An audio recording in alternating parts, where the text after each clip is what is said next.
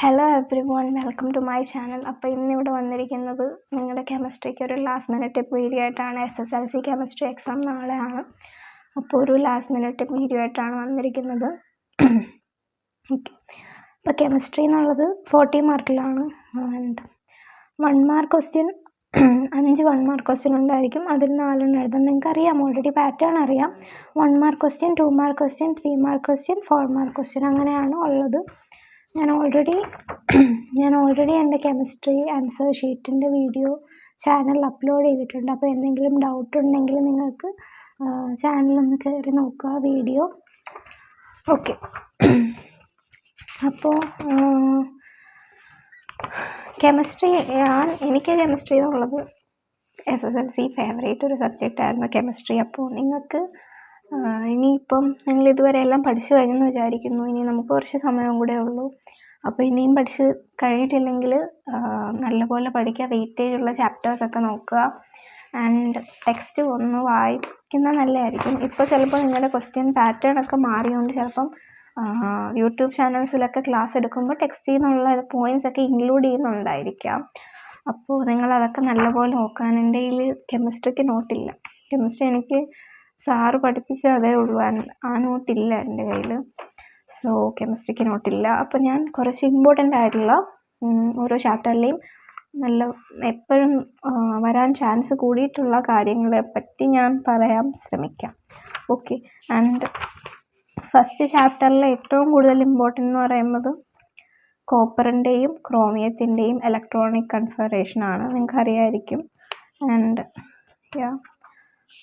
പിന്നെ നിങ്ങളുടെ ഏതെങ്കിലും ഗ്രൂപ്പിൻ്റെ ബ്ലോക്ക്, ഏതെങ്കിലും ബ്ലോക്കിൻ്റെയൊക്കെ എന്താണ് ക്യാരക്ടറിസ്റ്റിക്സ്, ബ്ലോക്ക് എലമെൻസിൻ്റെ ക്യാരക്ടറിസ്റ്റിക്സ്, പി ബ്ലോക്ക് എലമെൻറ്റിൻ്റെത്, അങ്ങനത്തെ അതൊക്കെയാണ് ഇതിൽ കൂടുതലായിട്ടും വരിക.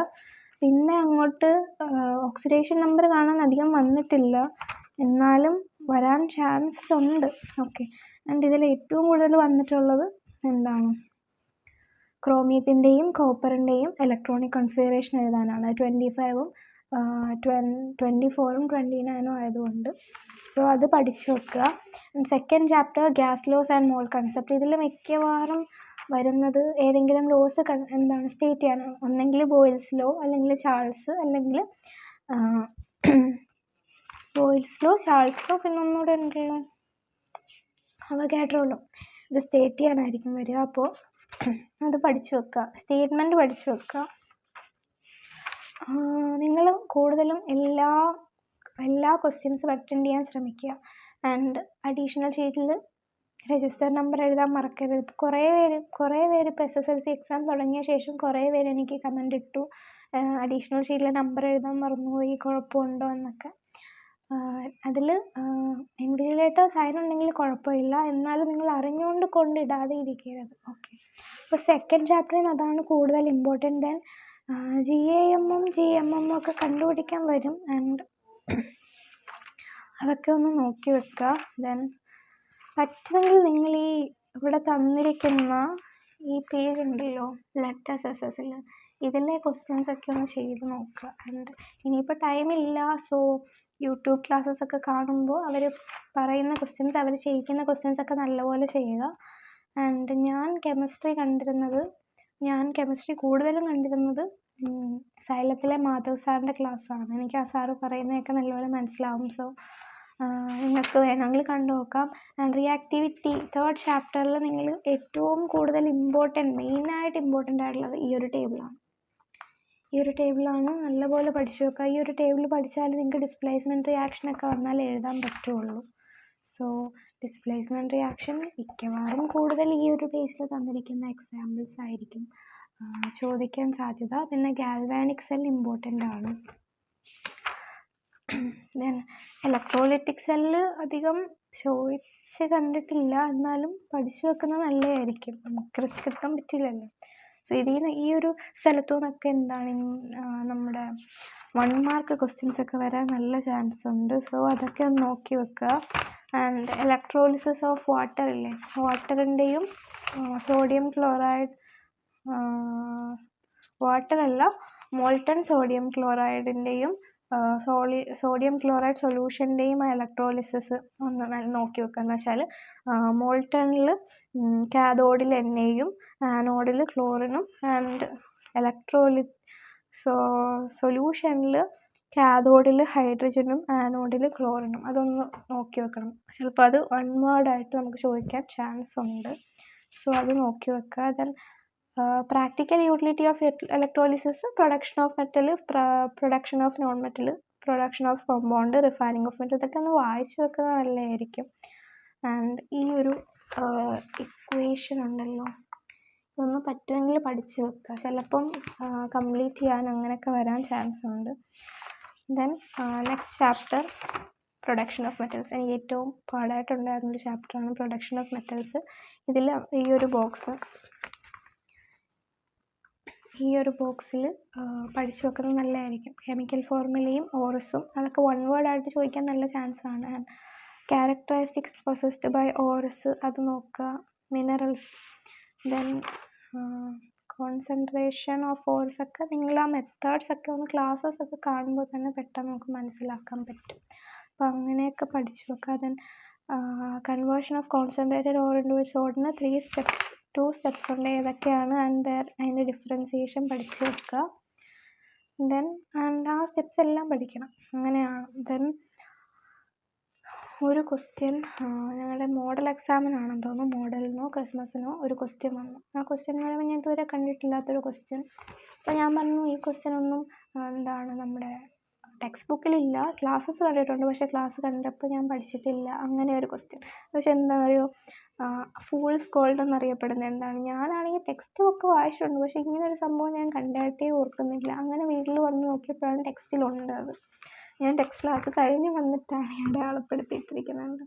Iron pyrites as fool's gold. അപ്പോൾ ടെക്സ്റ്റും നല്ലപോലെ വായിക്കാം. ടെക്സ്റ്റിൽ നിന്ന് അല്ലാതെ വേറെ ഒരു ക്വസ്റ്റ്യൻ വേറെ ഒരിടത്തൊന്നും വരില്ല. ടെക്സ്റ്റിൽ നിന്ന് ഉള്ള പോയിൻറ്റ്സിൻ്റെ മാത്രമേ വരൂ, ഔട്ട് ഓഫ് സിലബസ് ഒന്നും വരില്ല.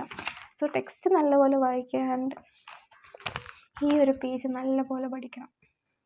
ഈ ഒരു പേജിൽ നിന്ന് ക്വസ്റ്റ്യനൊക്കെ വന്നിട്ടുണ്ട് ആൻഡ് ഇനിയും വരും. ഇതൊക്കെ ഇമ്പോർട്ടൻ്റ് ആയിട്ടുള്ള ടോപ്പിക്സ് ആണ്.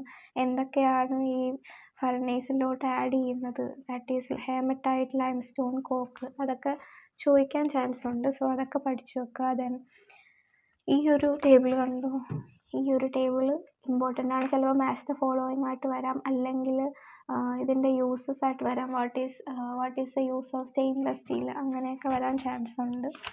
സോ അത് പഠിച്ചു വെക്കുക. Then extraction of aluminium, Herald process ഒക്കെ വൺ വേർഡായിട്ട് വരാൻ ചാൻസ് കൂടുതലാണ്. ദെൻ പിന്നെ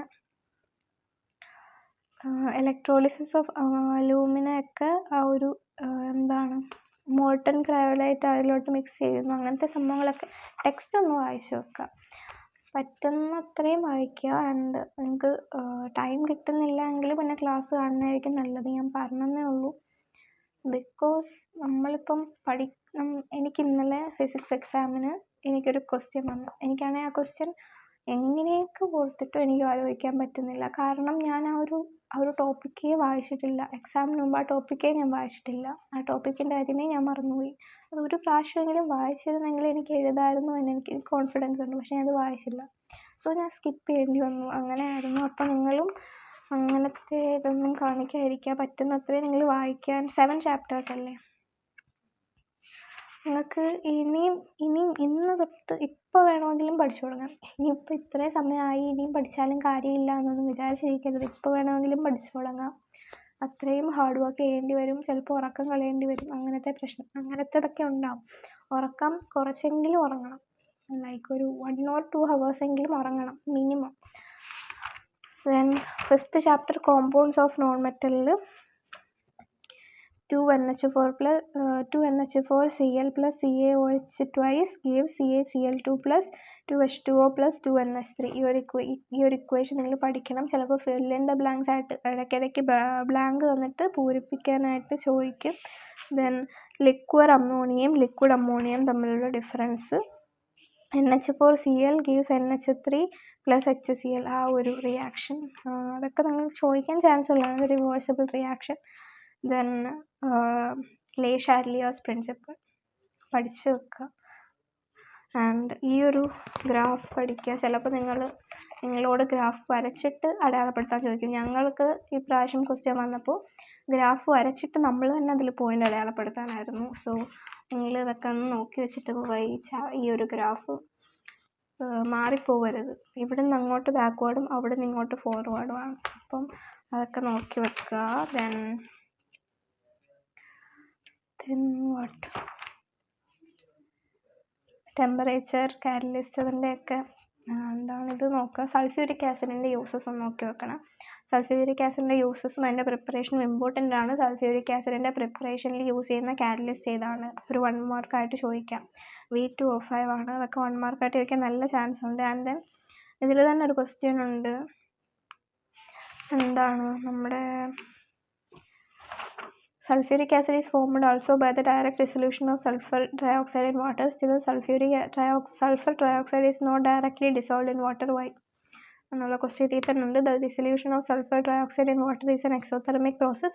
It may turn sulfuric acid initially formed into fine fog. അതൊക്കെ ഒന്ന് നോക്കി വെക്കുക. ആൻഡ് ഞാനിപ്പം എല്ലാം അവിടെ വായിച്ചാൽ വീഡിയോയുടെ ലെങ്ത് കൂടും. ദെൻ ഡ്രൈയിങ് നേച്ചർ നോക്കി വെക്കുക.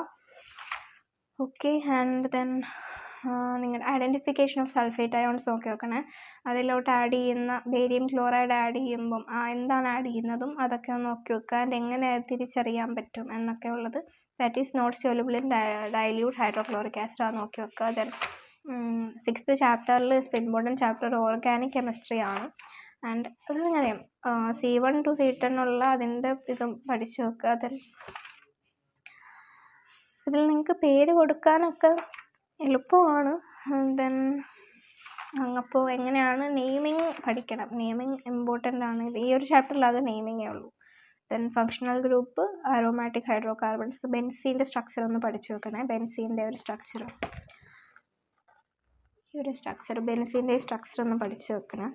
ഓക്കെ. ദെൻ ചിലപ്പോൾ നിങ്ങൾക്ക് ഇത് തന്നിട്ട് സ്ട്രക്ചർ തന്നിട്ട് അതിൻ്റെ പേര് എഴുതാൻ പറയും. ചിലപ്പോൾ പേര് തന്നിട്ട് സ്ട്രക്ചർ വരയ്ക്കാൻ പറയും. ഇപ്പോൾ രണ്ടും അറിഞ്ഞിരിക്കണം.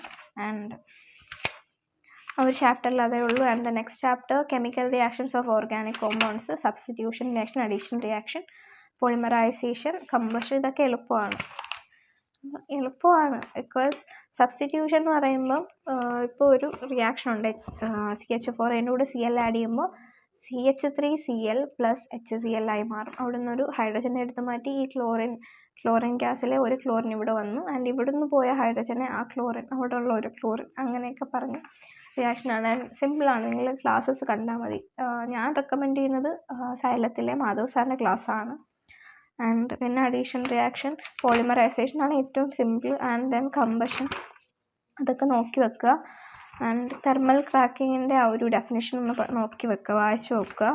ആൻഡ് പിന്നെ ഇൻഡസ്ട്രിയൽ പ്രിപ്പറേഷൻ ഓഫ് എത്തനോൾ പഠിക്കണം. ദെൻ ഇവിടെ ഒരു 1 വേർഡ് ഉണ്ട് സോപ്പിൻ്റെ അവിടെ. ആ ഒരു 1 word which is the product obtained by the industrial production of soap, glycerol ആണ്. And industrial production of soap എന്താണ് അതിൻ്റെ പേര് ചോദിക്കും. ഹോട്ട് പ്രോസസ് ആണ്. ആൻഡ് സൾഫ്യൂരിക് ആസിഡിൻ്റെ കോണ്ടാക്ട് പ്രോസസ്സ്. ഇതൊക്കെ നോക്കി വെക്കുക. And that's it. അത്രയേ ഉള്ളൂ കെമിസ്ട്രി. ആൻഡ് നിങ്ങൾക്ക് എന്തെങ്കിലും ഡൗട്ട് ഉണ്ടെങ്കിൽ കമൻറ്റ് ചെയ്യുക. എന്നെക്കൊണ്ട് പറ്റുന്ന രീതിയിൽ ഞാൻ റിപ്ലൈ ചെയ്യാൻ ശ്രമിക്കുന്നതായിരിക്കും.